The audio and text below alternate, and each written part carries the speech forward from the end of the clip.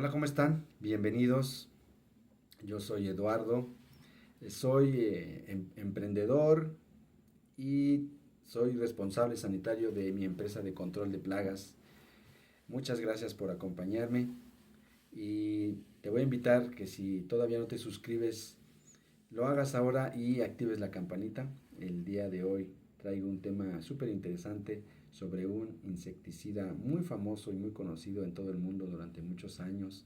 Durante el siglo pasado fue muy utilizado y te voy a explicar qué fue lo que pasó, cómo surge, eh, cómo llega a México, por ejemplo, este, qué insectos controlaba, a qué ayudaba al principio, qué fue lo que se logró con él y por qué se prohibió. Porque en estos momentos a nivel mundial está prohibido, al parecer solamente se usa en algunos casos para atender algunos insectos eh, eh, que causan algunas enfermedades, pero realmente ya en la mayoría de los países está prohibido por el daño que llegó a causar y te voy a explicar qué es lo que sucedió con todo esto. Te estoy hablando del DDT, el DDT tan famoso, tan escuchado, incluso pues era como un nombre genérico, ¿no? Para describir a cualquier insecticida. Yo recuerdo que cuando era niño decían pues ponle DDT. Era como el nombre genérico de los insecticidas, aunque no sabía si era eso realmente, porque este, no lo sé, pero así le decían, ¿no?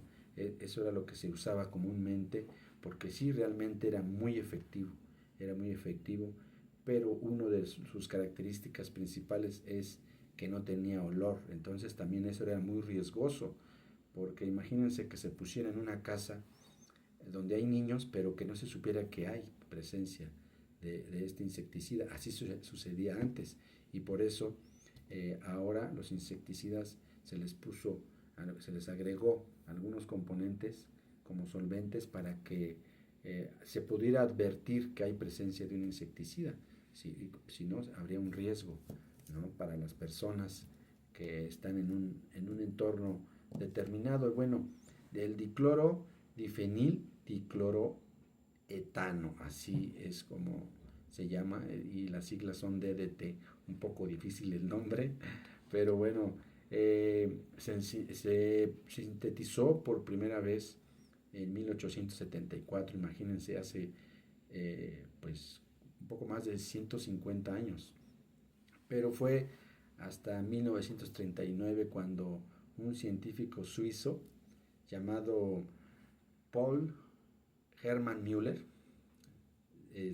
pues bueno, encontró las propiedades insecticidas que tenía y entonces comenzó a usarse masivamente, ¿no? Para el año 40 se consideró el primer insecticida sintético moderno, el primer insecticida sintético, o sea, creado por el hombre, moderno. Entonces alcanza esa importancia, esa relevancia. Y es en 1940 cuando llega a México. Este insecticida se comenzó a usar para controlar insectos pues de las cosechas agrícolas y también en la industria ganadera, pero más en las cosechas agrícolas y para también controlar insectos que causaban las enfermedades de la malaria y el tifus. Así es como surge y por eso se trae a México con la idea de ayudar a la producción agrícola, que era muy atacada por los insectos y la cual se veía muy mermada y también por las enfermedades que había, estas mencionadas, y es como se usa también a nivel mundial.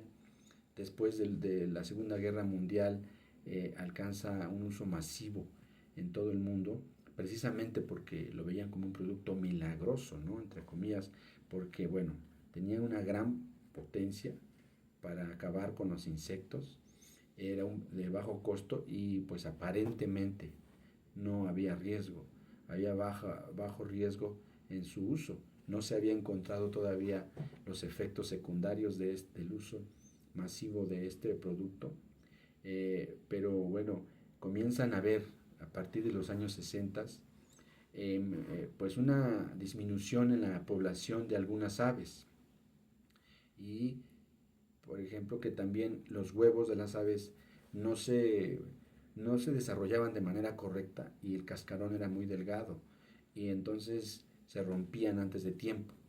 Ese tipo de cosas empezaron a alertar pues al mundo científico de que lo que estaba sucediendo. Y pues bueno, es que era un insecticida muy poderoso que no solamente mataba a los insectos, mataba a los depredadores de esos insectos y también a sus parásitos. Entonces arrasaba con todo. Y también pues mataba a los insectos y parásitos benéficos para el hombre.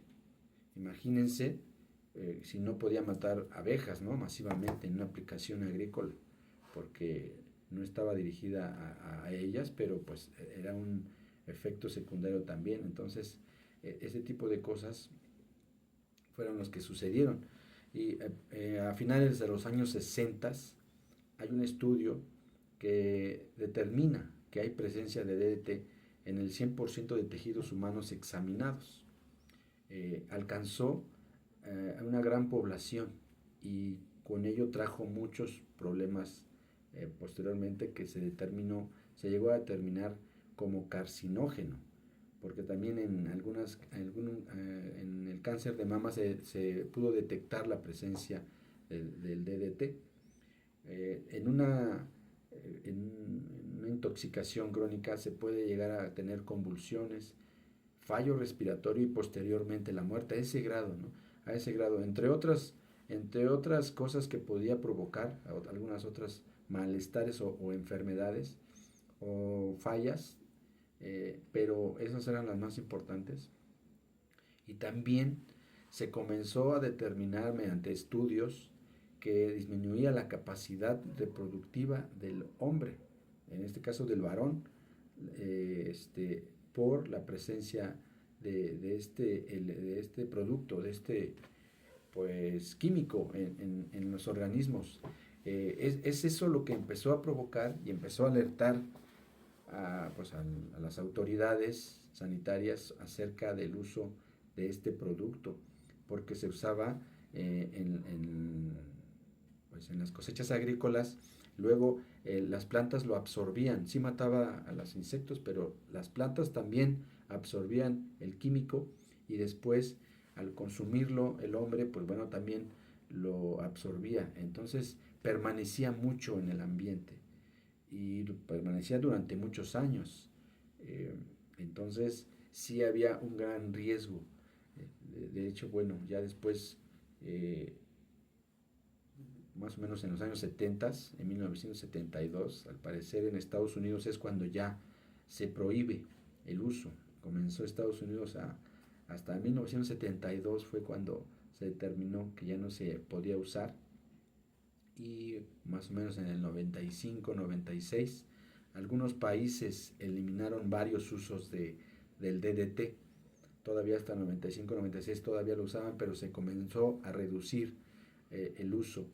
Y pues bueno, ya llegaron a negociaciones para eliminar gradualmente el uso del DDT en todo el planeta. O sea, se tuvieron que organizar los países porque, bueno, con la globalización y todo eso, imagínense lo que se producía en un lugar del mundo donde sí está autorizado y se trasladaba hacia otro lugar, pues bueno, los daños de todos modos iban a seguir apareciendo.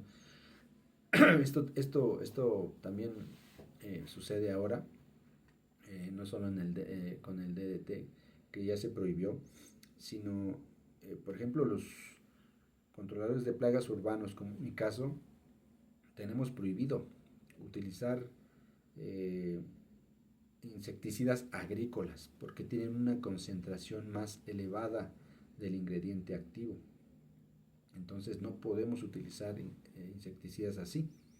Son muy fuertes, permanecen más tiempo, son mucho más residuales. A veces esa residualidad no es tan conveniente porque podemos estar expuestos muchísimo durante muchísimo tiempo, meses o quizás años, si es que aplicáramos ese tipo de insecticidas. Entonces, en el ambiente urbano no está permitido usar, pero este producto, el DDT, sí se usaba, aparte del ámbito agrícola y ganadero, se usaba también en instituciones, en hogares, en jardines, o sea, en el ámbito urbano, porque se creía que no causaba ningún daño, es que no tenía olor, pero como les había explicado anteriormente, eso era un factor en contra. La gente no sabía lo que se estaba exponiendo y podía intoxicarse, y la exposición prolongada, bueno, provocaba algunos problemas, como se llegó a determinar en algunas enfermedades como cáncer o la baja reproducción,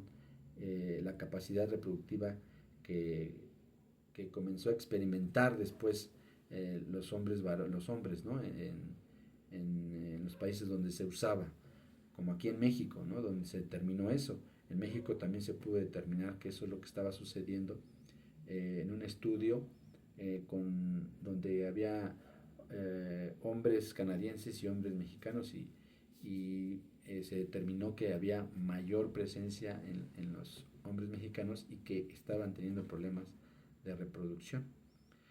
Porque en Canadá no se usaba tanto el DDT, ¿no? Y aquí se usó durante mucho tiempo, durante muchos años, se permitió hasta que, bueno, ya se prohibió más o menos, como les decía, 95, 96, ya estaba prohibido en México el uso de estos insecticidas. Por eso la importancia de tomar conciencia de que no se debe de usar a la ligera los insecticidas que se compran tan fácilmente en cualquier lado.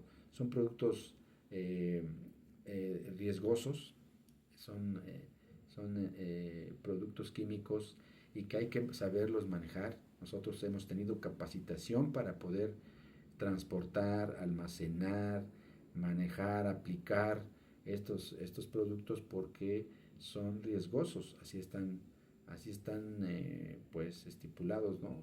Entonces no debería de manejarlos cualquier persona, no deberían, pero así es, o sea, se vende en cualquier lado.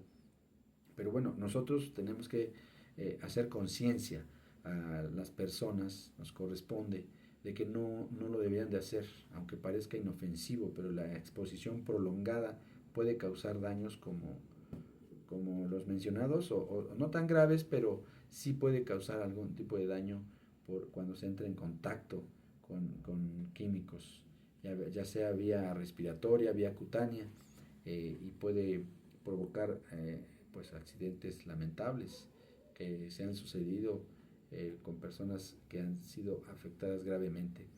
Pues hasta aquí el video del día de hoy. Muchísimas gracias por haberme acompañado hasta el final. Espero que te haya gustado, espero que te haya ayudado. Si es así, dale un like, compártelo,